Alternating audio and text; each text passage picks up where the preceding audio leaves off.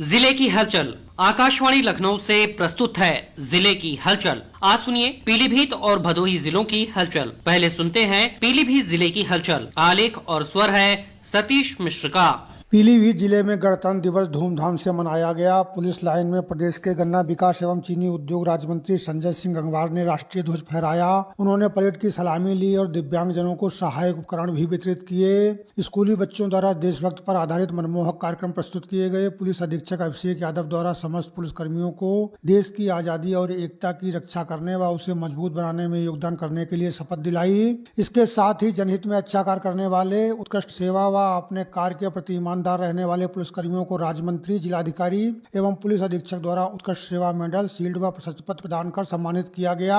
राज्य मंत्री ने 2 कृषकों को ट्रैक्टर की चाबियां प्रदान की। इस मौके पर जिलाधिकारी ज्ञानंदन सिंह ने अपने संबोधन में कहा कि पीलीभीत जनपद को विकसित बनाने की दिशा में हर संभव प्रयास किए जा रहे हैं। हम लोग पीलीभीत को उत्तर प्रदेश का सबसे अच्छा जनपद बनाने का प्रयास करेंगे। मैं सभी पीलीभीत के निवासियों से निवेदन करता हूं कि पीलीभीत को सबसे सुंदर, स्वच्छ और नंबर 1 बनाने के लिए जिला प्रशासन का सहयोग करें। जनपद भर के निजी व सरकारी कार्यालयों और स्कूल कॉलेजों में भी ध्वजारोहण किया गया। स्कूली बच्चों द्वारा प्रभात फेरियां निकालने के साथ ही विभिन्न सांस्कृतिक कार्यक्रमों में प्रतियां देकर आजादी के दीवानों को याद किया गया। पूर्णपुर में नगर पालिका परिषद द्वारा गणतंत्र दिवस समारोह का आयोजन रामलीला मेला मैदान में किया गया, जहां नगर पालिका अध्यक्ष शैलेंद्र गुप्ता, MLC डॉक्टर सुधीर गुप्ता और विधायक बाबूराम पासवान ने बेहतर प्रतियां देने वाले छात्र छात्राओं के अलावा पूर्णपुर की विशेष प्रतिभाओं को पूर्णपुर प्राइड के रूप में सम्मानित किया। पीलीभीत जिले में मौसम का मिजाज अचानक बदल जाने से सर्दी फिर से लौटती नजर आ रही है। बरसात से तापमान भी कम हुआ है। इस बरसात को गेहूं व अन्य फसलों के लिए लाभकारी बताया जा रहा है। बरसात होने से गन्ने की कटाई व पेराई भी प्रभावित हुई है। कई गन्ना सेंटरों पर जलभराव होने से गन्ने की तौल भी बंद रही। पीलीभीत टाइगर रिजर्व में हजारों की संख्या में देशी विदेशी सैलानी पहुंच रहे हैं। बाघ, हिरन, तेंदुआ, सेही, चीतल व मगरमच्छ के अलावा देशी विदेशी परिंदों के दीदार होने से सैलानी रोमांचित हो रहे हैं। टाइगर रिजर्व के सबसे खूबसूरत स्थल चूका पिकनिक स्पॉट, बाइफरकेशन, सब सरोवर और साइफन के अलावा जंगल के आस पड़ोस में स्थित सेला बाबा की मजार, यशवंतरी देवी, गौरी शंकर मंदिर, गढ़ा हनुमान मंदिर, गोमती उद्गम तीर्थ, बराही देवी व सिद्ध बाबा के दर्शन भी सैलानी कर रहे हैं। सप्त सरोवर पर कैंटीन चलाने वाले इको विकास समिति के पदाधिकारियों को राष्ट्रीय पर्यटन दिवस पर राजधानी लखनऊ में सम्मानित किया गया।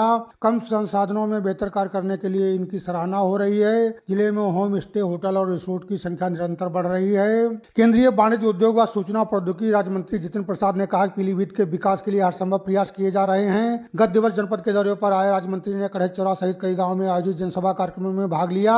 उन्होंने शारदा नदी के धनरा घाट पर बन रहे पुल का मौके पर जाकर निरीक्षण किया और तेज गति से गुणवत्तापूर्ण कार्य कराने हेतु निर्देशित किया। वे शारदा नदी में डूबने वाले 3 युवकों के घर पर भी गए और उनके परिजनों को सहायता राशि के चेक प्रदान किए।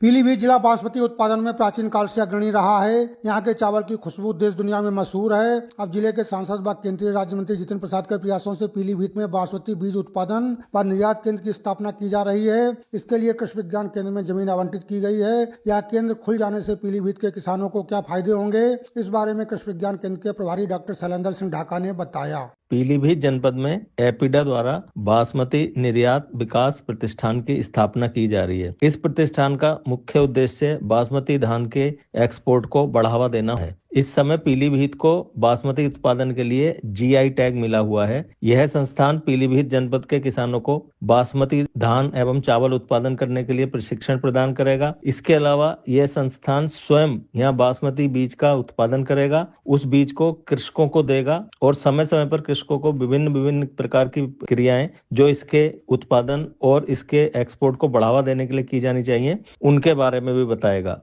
प्रयागराज के माघ मेले की तर्ज पर पीलीभीत में भी शारदा नदी के धनरा घाट पर रामनगरिया बसाई गई है, जहां 7 संत 1 माह से कल्पवास कर रहे हैं। भाजपा विधायक बाबूराम पासवान, अपर जिलाधिकारी वित्त एवं राजस्व प्रसून द्विवेदी व पूरनपुर के उप जिलाधिकारी अजीत प्रताप सिंह ने यहां पहुंचकर 7 संतों से मुलाकात की और उनकी सुख सुविधाओं के लिए इंतजाम करने के निर्देश दिए।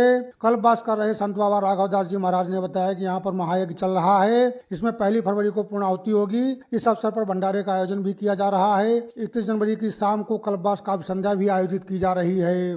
पीलीभीत जिले की हलचल के बाद आइए सुनते हैं भदोही जिले की हलचल। आलेख और स्वर है संजय कुमार श्रीवास्तव का।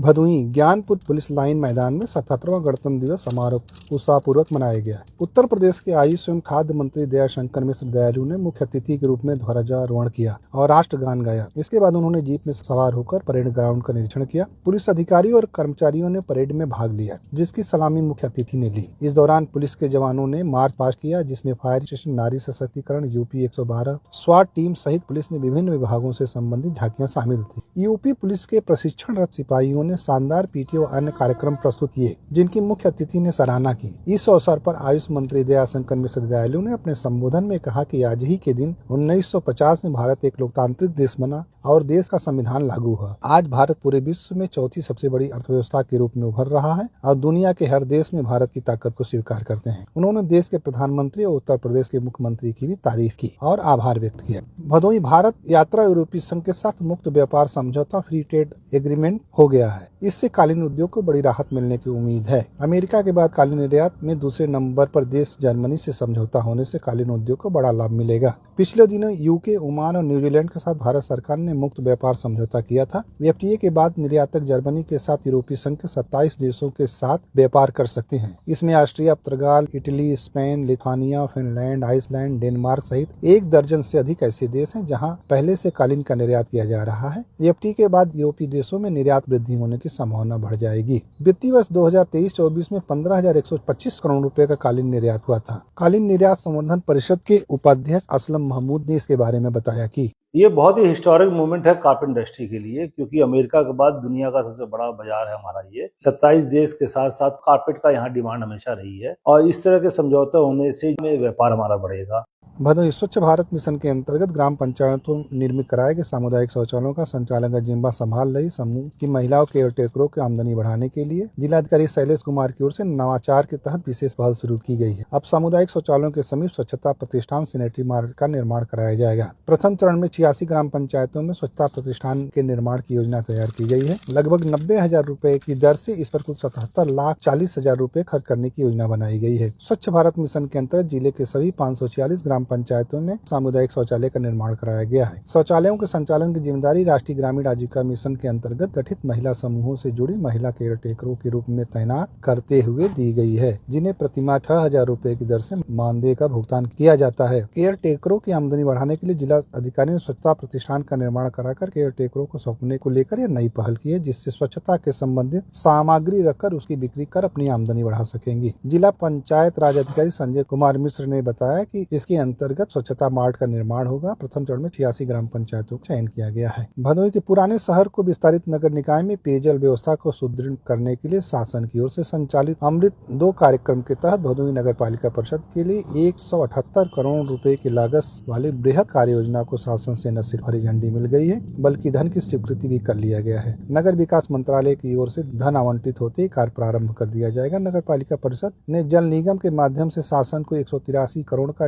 डिटेल प्रोजेक्ट रिपोर्ट DPR भेजा है। परियोजना की स्टडी करने के बाद state level technical cell SLTC ने लगभग 4 माह पहले ही रिपोर्ट लगाकर शासन को प्रेषित कर दिया था। योजना के तहत भदोही नगर पालिका क्षेत्र में 11 नए ओवरहेड टैंक, 24 नए नलकूप लगाए जाएंगे। भदोही माध्यमिक शिक्षा विभाग के अंतर्गत संचालित PM श्री विभूति नारायण राजकीय इंटर कॉलेज ज्ञानपुर के विद्यार्थियों को खेल प्रतिभा निखारने के लिए 4 करोड़ 92 लाख रुपए की लागत से मिनी स्टेडियम का निर्माण होगा। इसमें खेल की आधुनिक सुविधाएं उपलब्ध कराई जाएगी। निर्माण के लिए पहली किस्त के रूप में 2 करोड़ 16 हजार रुपए जारी होने के बाद स्टेडियम का निर्माण का कार्य शुरू होने की उम्मीद जग गई है। शासन की ओर से राजकीय विद्यालयों को सुविधा संपन्न बनाने को लेकर तमाम कार्यक्रम संचालित किए जा रहे हैं। विद्यालयों में भवन निर्माण को लेकर मल्टीपर्पज हॉल, शौचालय, पेयजल, पुस्तकालय आदि की व्यवस्था भी सुनिश्चित की जा रही है। इसी तरह PM श्री स्कूल विभूति नारायण राजकीय इंटर कॉलेज में खेल सुविधा बेहतर की जाएगी। जनपद इंडोर मिनी स्टेडियम का निर्माण कराए जाने के लिए शासन से स्वीकृति देते हुए 2 करोड़ 16 लाख भी अमुक किया गया है। अंशुमान जी जिला विद्यालय निरीक्षक ने बताया कि PM श्री विभूति नारायण राजकीय इंटर कॉलेज में मिनी स्टेडियम का निर्माण होगा। इसकी पहली किस्त की धनराशि 2 करोड़ 16 लाख रुपए जारी किया गया है। निर्माण का जिम्मा कार्यदायी संस्था उत्तर प्रदेश समाज कल्याण निगम UP को दिया गया है।